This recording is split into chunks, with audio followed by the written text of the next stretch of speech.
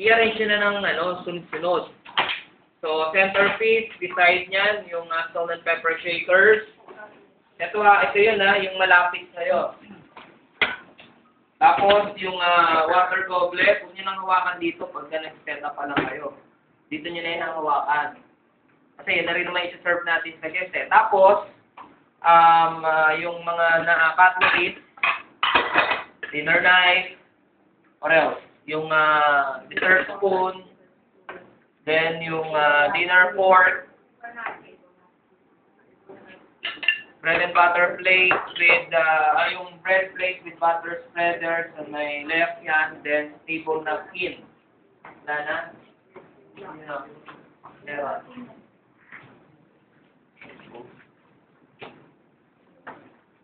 Amin na.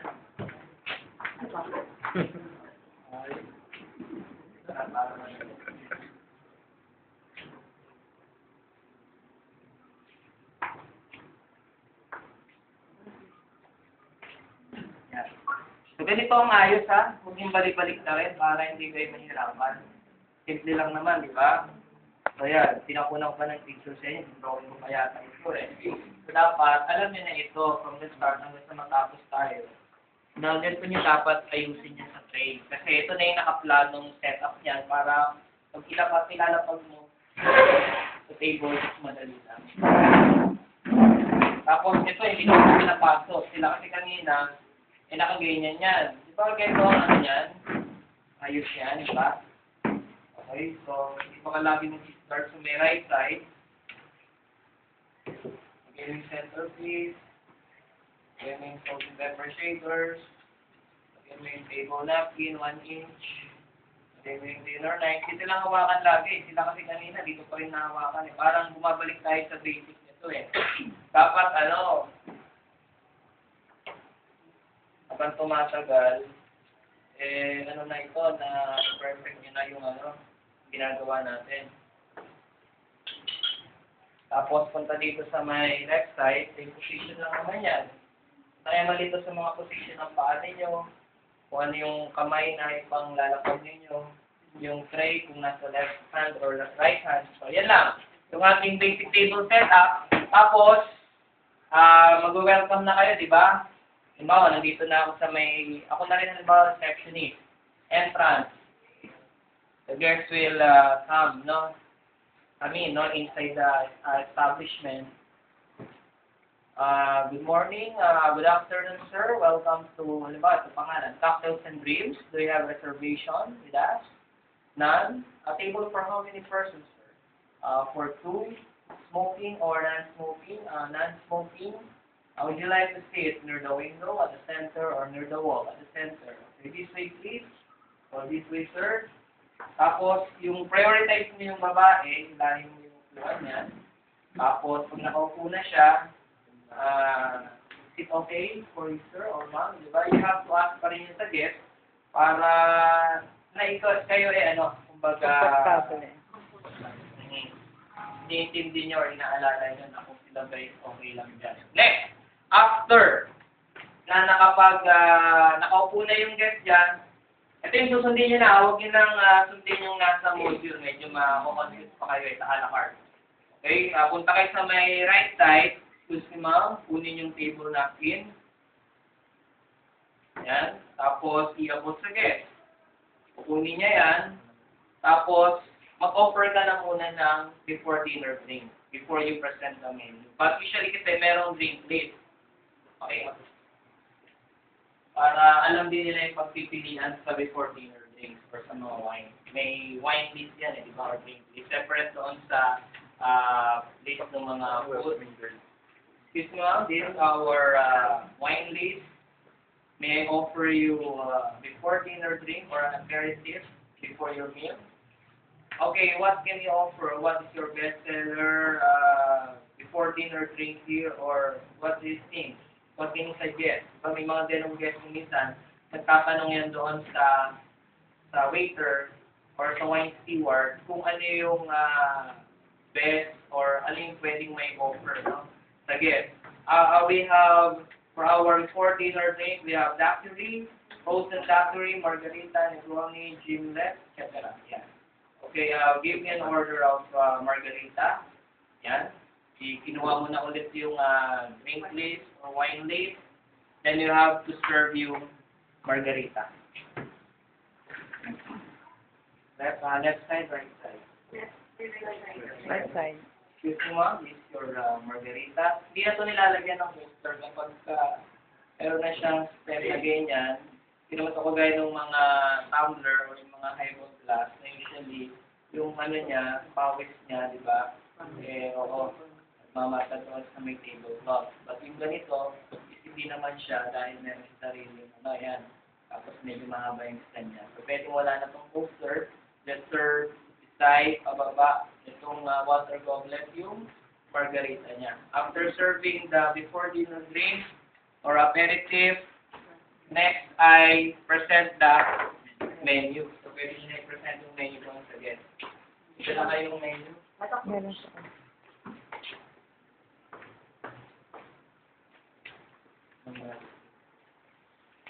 Halimbawa na lang po.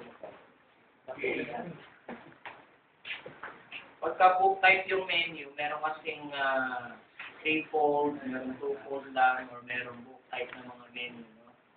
So, bubuksan nyo na sa first page kung saan makikita na yung first, yung list ng mga dapat niyang unang orderin, no? Like yung mga appetizer. Kasi usually nag-start muna no? Hindi agad sa dessert or hindi ka agad sa main course ang order. No? Sa appetizer. Kasi na yung starter. So, ibuksan mo na siya doon sa page na yon or sa part na yon sa first. Sige ma'am, here's our menu for your selection. And nakuha kayo yung dalawang kamay, kukunin niya rin yan. Dalawang kamay, tapos pili siya. Huwag niyo agad kukunin yung order. Dahil, magagalit sa iyo, makakabot mo pa lang yung menu. Give them, di ba, full time to select or to decide from the choices dyan sa menu, di ba? Pagka pupunta ka lang sa may side, para hindi rin naman sila, baka sila, no? Madali, akala nila, minamadali mo sila. Dito ka lang sa may side, yung pagka alam mo, mahalata mo naman, mararamdaman mo naman, feel mo kung ready na yung guest para ibigay yung order. So, lalapitan mo na ngayon. Excuse me, may take your order now. Okay, may dala ka lagi ng isang waiter or captain waiter ng order slip, saka ng pen, ball pen. Tapos, code lang ang ginagamit niya para mabilis. Usually, yung guest naman ang pumipili Diba? Kaya lang, kung meron siyang skip, ayaw niya nung ganoon. So, doon niya ipapasok na mag-suggest ka, mag-offer ka, kung order siya ng meat, mag-offer ka ng wine or compliment doon sa meat na yon. Halimbawa, order siya ng appetizer is smoked salmon. Yan. Tapos, ayaw niya ng soup. I-skip niya rin yung salad. Nagpunta siya doon sa main course. Sa main course, ang order niya steak. So, tatanungin mo, di ba? How would you like your steak to be done, sir or ma'am? Di ba? Is that medium well or well done? Okay, so di sabi niya, well done. Lagay mo lang WD, mga code lang para bilis. Tapos sa dessert niya, order siya for example, chocolate mousse.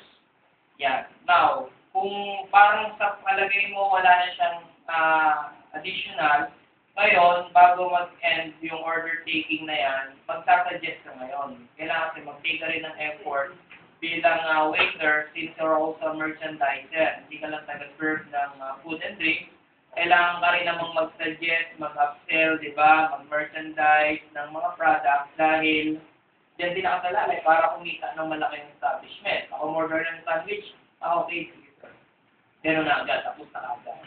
Pwede ka mag-suggest, like, hindi nga siya order ng soup, sir, may offer you a hot steaming soup.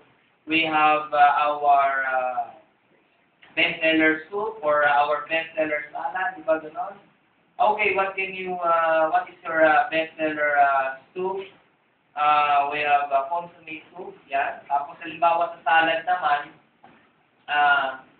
we have our special chef salad. Yan, our house specialty or our special chef salad. Di ba kasi usually yung chef salad, yun yung sariling creation ng chef dyan sa restaurant na yan, na wala maaari doon sa ibang establishment. So, yun. So, So, order for example din siya ng salad. Tapos, yung sa main course naman, since order siya ng steak, you may suggest red wine. How about red wine to complement or it goes perfectly with your steak? We have Burgundy red wine. It's from ganito, blah, blah, blah. Yun. Sometimes you have to, describe yung item na yon in order na yung guest magkaroon pa siya ng idea paano niya ba kailangan niyang orderin. Basta pag sinabi mo lang kasing may offer you a glass of red wine, as simple as that lang, di ba? So para hindi niya basta yun i-orderin since wala ka namang sinabi kung bakit niya kailangang orderin yun, di ba? Parang kagaya ng mga nag-ano yan eh. Kagaya ng mga nag-sales to sa department store, di ba? Pagka bumili ka ng ganito, sometimes meron pa siyang ibang iyong offer na maganda. Di ba? Bumili ka ng baby cream. Bumili ka one time noon, tapos sinofferan pa ako nung kinakabit doon, yung may tunog. Di additional, di ba? Tapos meron pa yung sinasabit. Ano ng mga sinasabit ba doon? Yun. So, gano'n. Kasi nag-upsell nga. O, nag-suggest. Suggestive selling. Yan. So, gano'n din. Sa food, meron tayo pang ibang pwedeng offer para dumagdag yung kita. Di ba? Doon sa establishment. Madagdagan ng income. So, after taking food and drinks order ng guest, like order siya ng wine, ng sparkling wine for example, saka ng red wine, you have to repeat. Repeat yung order. May I repeat your order, sir? You've ordered blah blah blah for your appetizer, for your soup, for your main course, for your salad, and for your dessert. Would that be all, sir? Yes? That would be all? Okay, excuse me, sir. Kukunin nyo na ulit yung menu. Pagka nakuha niyo yung menu, what's next? You may now complete the table setup based on what the guest have ordered. Kung ano yung mga in-order ng guest, kukompletohin niyo na yan. Since umorder siya ng salad, umorder siya ng soup, umorder siya ng dessert. Sunod-sunurin niyo na rin. Mauna itong ilapag, susunod to, pangatlo to, pang-apat yan, tapos meron din siyang red wine saka sparkling wine for dessert and for the main course, diba?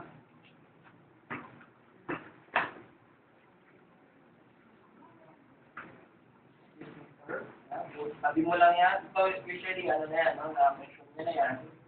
Ayan, so unahin mo muna is yung salad knife, tapos yung soup spoon or yung bouillon spoon, sunod-sunodin ko dapat.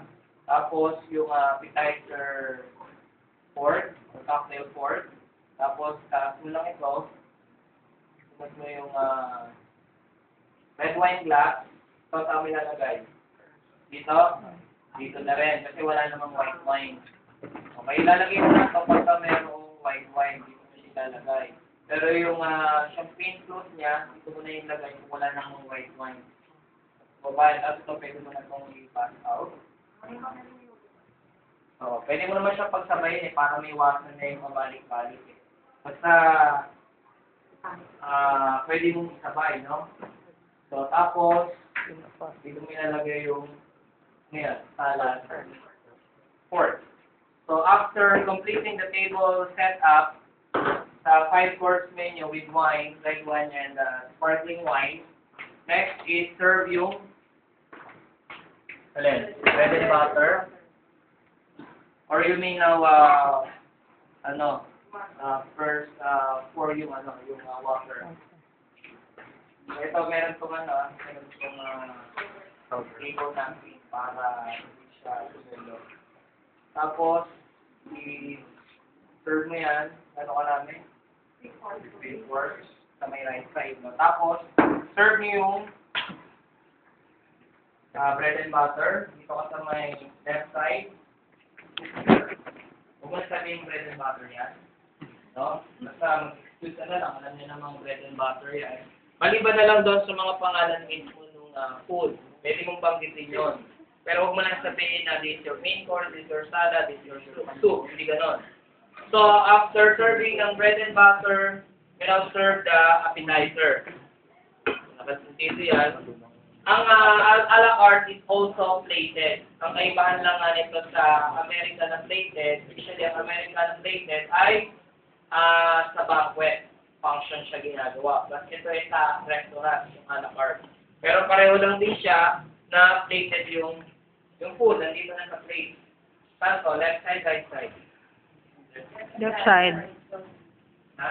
Left side. Okay, left side. Excuse me, sir. This is your, for example, shrimp cocktail, yung kanyang appetizer. Kakainin niya yan. Ginamit ko, cocktail fork. Hindi siyang kumain. Then, i-back out. Sa right side. Excuse me, ma'am. Kunin mo na siya. Hawakan ng lagi pa para di malaglag. Tapos, next, serve niyo yung soup. For example, it's consomme soup. So, sa left side, right side? Right side, since it's liquid, cooking one. This is your consomme soup. 1 inch lang lagi, no? Away from the edge of the table. Para di masyado malayo. Kakainin niya yan. Tapos na siya. Excuse me, sir. Or excuse me. Bago na. Excuse me, ma'am. Kunin mo to. Tapos, yan. Serve niyo yung salad. Yung salad plate. Ha? Ba't balikat pa rin? Oo nga, yan. Ganyan yan. Then, serve niyo yung salad. Balikat. Tama na. Excuse me, ma'am. This is your vegetable salad. Okay, dito sa. Medyo maliit lang to. Okay, this is your vegetable salad. Kasi nilagay yung paa. Ano kasi, gusto na dito eh. Masyadong malayo. Dito lang kayo. Yan. Tapos, ilapag nyo. Ito lang kasi, hindi naman ang paraan para mailayo yung tray dito is umatras. Hindi yun. Kasi na nakapansin ko sa inyo, para lang mailayo yung tray, eh masyado kayong malayo. Eh paano kung may setup din dito? Kasi di ba meron pa apatan yan. Kaya lang dito, makakamove ka, gawa na wala namang nakasetup dito. Di ba paano, sa mga ibang function, or yung mga table na yan, masyadong crowded, or halos dikit-dikit sila dyan, so hindi ka pwedeng lumayo-layo pa para lang mailayo mo yung tray doon sa ulo ng guest, di ba? So, dapat lagi ka pa rin nandito kahit medyo malapit ka. Kasi halimbawa, may chair din dyan, di ba? So, ang gagawin mo lang, ito, yan, pwede mo naman kahit nga ilang, 180 ba to? 90. Hindi, kasi ito is, 45 lang. 92 eh. Ito yung 45, di ba? 45, 90, ito yung 180. O kahit naka 180 degrees, pwede naman eh. Basta ilalayo nyo lang yung tray. No? Huwag kayong mag-serve kayo na masyado kayong malayo dito. Yan, dahil nga, there are set up ng tables and chairs na halos dikit-dikit yung mga chair. Minsan nga, hindi ka na makakasiksik dito eh. O hindi mo naman kailangan siksik yung sarili mo dito para lang makapwesto ka rito. No? Pwede naman yun. Basta lang, ang katawan kasi natin, pwede naman nating ilapit, pwedeng ilayo by bending our knees, di ba? Di ko mo masyado kang matangkad, eh, diretso pa rin yung tayo mo. Di ba? O kaya naman masyado kang malitit ng kayat ka. So basta i-bend nyo lang, i-bend nyo lang yung knees nyo, pwede naman yan. Basta yung tray lang, ingatan nyo na huwag malapit sa may chair. Kaya may guest dito o wala, huwag yung sasanayin. Kahit nag-set up pa lang kayo, kasi masanay kayo niyan eh. Kahit nag-set up pa lang kayo, eh, practicein nyo na yung tray nyo, huwag nang ilagay rito. Kanina, nag-set up na ganito. Mali eh. Diba? Yan no, pwede naman ah. Batrobos pa kayo? Para hindi nyo mayan yung ano. Kung nahirapan kayo niyan, basta every morning, di ba? Pwede nyo kayo. Exercise. Oo, healthy naman siya eh. Yun ang parang paulit-ulit ako. Nakaka 100 times na yata akong ano, no? Sa position ng tray nyo. Laging ganon. So, practice yun. Okay, after nitong salad, kumain na siya. Binigit niya na yan. Kaya na siya, tapos na. Excuse me, sir. Bye pala. Excuse me, ma'am. So, kunin mo. Makabahaya, Nagbabago? So, after serving na kayo na back out niyo na yung salad plate niya, next ay main course. Right side. Okay, right hand. Tapos, pinaan ko lang dito kasi medyo pero, syempre, hindi mo yan tatamaan yung ulo ng guest. So, dito kayo sa may left side. Tapos, huwag niyo ipapatong dito. Pag-ganyan yung gabi. Hindi ganyan ang hawak, ha? Dito lang sa ilalim. Huwag niyo ipatong sa braso para mas makontrol niyo siya. Here's your tenderloin steak, medium well. Tapos, back out. Halimbawa kumain. O, hindi pa siya kumakain pa lang siya halimbawa, no? Serve mo na ngayon yung red wine to complement yung main course niya. Tenderloin steak. Since ito yung red wine, hindi naman siya chilled. So, pwede meron ka lang side towel. Huwakan mo lang ng ganyan niya. Excuse me, sir. Ito ba kailangan mo pang tanungin if gusto ng guest ng wine? Hindi, kasi nga in-order naman nila ito eh. Kaya nga nag-complete ng setup dito with wine glasses. Oo, because meron nga siyang in-order na red wine. All you have to do is to introduce yung wine, red wine. Excuse me, ma'am, or excuse me, sir, is your burgundy red wine? Yan. Tapos, yun lang. Tapos, i-pour nyo na. Yan. Lalayin nyo lang ito para kung mag-tumulong, agad mapupunasan ninyo ito. No? Tendency kasi niyan, pag tumulo rin ito yan, matumulo rin sa tablecloth. Kaya dapat yan, pag-angat na gano'n, twist, tapos punas pa rin dito. Okay? So, ito kaya siya, karaniwan makikita na, di ba, pa ilalim yung sa may puwetan niya. Parang merong fold na ganyan, no? So, ang purpose kasi niya, pag ganyan yan. Yan. Yung mga wine steward talaga, pag nag-serve sila ng wine, ganyan. Ganun. Tapos, isang kamay lang yan, tapos pinakanak na gano'n. Tapos, so, ang gawin nyo na lang, lalo kung nervous kayo dahil sa assessment, so, pwede namang isang kamay lang, hawakan nyo lang ng ganyan, tapos alalayan nyo lang ng inyong right hand, i-pour nyo siya, gano'ng karami ang red wine, 1/2, tapos angat lang, tapos ikot lang gano'n, then na. Tapos punta doon sa next guest, no? Tapos, after serving ng red wine, pwede nyo lang i-back out yung red wine glass, yung salt and pepper shakers, yung bread and butter, yung dinner plate, saka yung bread plate with butter, with bread. Hindi naman talaga.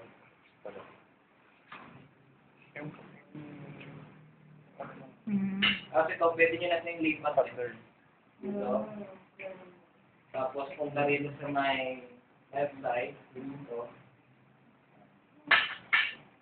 So, after nito, ma-back out, next side,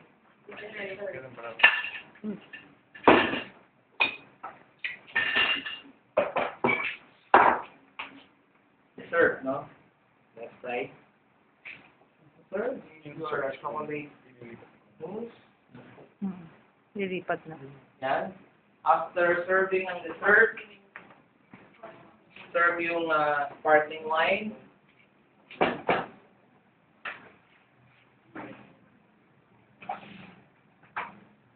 Lupan nyo ako.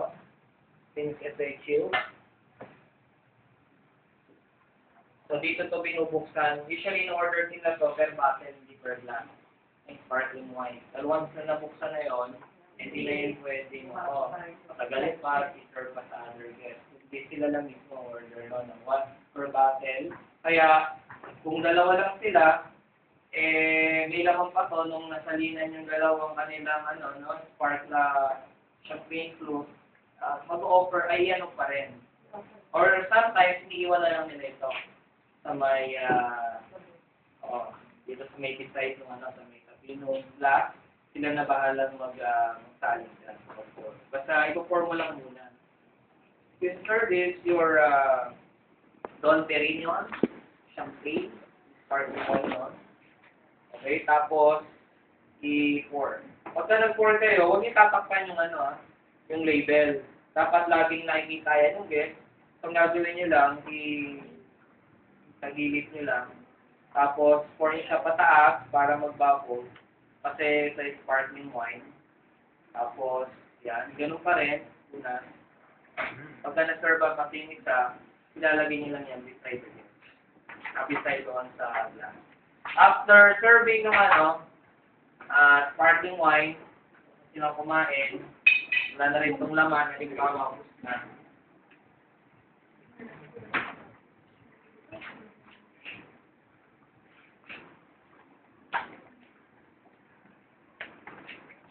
Pass out. Yes, sir? Wala? Marami ito, pwede na rin kukunin. After serving after na na-pass out na yung dessert, next ay you may now offer yung after dinner drink or coffee and tea. Same drink. Again, you have to give yung drink list once again. May I present you our drink list for the selection. If you want to have an after dinner drink or nandito rin yun lahat ng mga after dinner especially nakabukod din siya. Noon ng drink list pa yun. Pero kung ikaw, ayaw na nung guest, huwag mo na invitation. Pero kung gusto niya, magpipili pa sila dyan, no order sila. Pero assuming, ayaw na, ng guest, so, sabihin mo yan. Gusto niya, halimbawa ng pagbayad, alis na sila. Okay, please, may have my bill.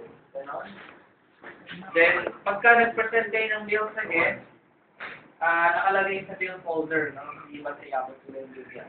So, nakalagay sa bill folder, again, sa may right side ka, hindi mo na kailangan buksan to. May kita naman nila pagka binuksan niya. Okay, sir, this is your bill. Yan. Present mo sa kanya. After nyan, then, diba, ang total ay 1,560. And binayad niya is 2,000. Ilagay niya dyan, tapos sinarado niya. Bubuksan mo ulit. Okay, sir, I receive 2,000 pesos. Yun, para maiwasan natin, magkaroon ng problem. Na hindi, binayad niya 3,000. 3,000 na 1,500. Yun. Basta babanggitin niyo pa rin yung magkaning binayad ng guest, magkaning na-receive mo, tapos babalik mo rin sa cashier para i-process na yung kanyang official receipt. No? Na binayaran niya, tapos yung change, hindi niya bibigay. Tapos, nakalagay na yun sa change tray. May change tray na yun. Sa US, automatic yun. Na nagbibigay talaga sila ng 10% pataas. Oo. Parang isa yun sa mga rules doon sa regulation. Service charge. Pero naman, hindi na hinihintay na magbigay yung guest, naka-include na.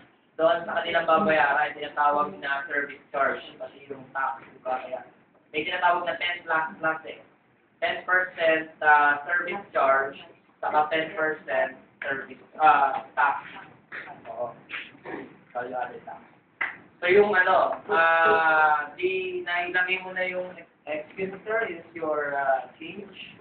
Yan. So usually, iiwanan na lang nila. Kaya kapag nag-barya sila or nagsukli sila, may mga small bills yan, tapos yung mga points, usually yun na, iiwanan yung guest niya. Then tumayo na siya, sila, yun. The last is yung bidding farewell goodbye. Thank you, sir, for dining with us. Hope to see you again. Yes. Have a nice day. So, ang pinakahuli na may iwan lang dito is yung water goblet. Ang centerpiece naman talaga. So, ito lang karaniwan ng nire-respect ako. Okay na? Okay. Kasi nga,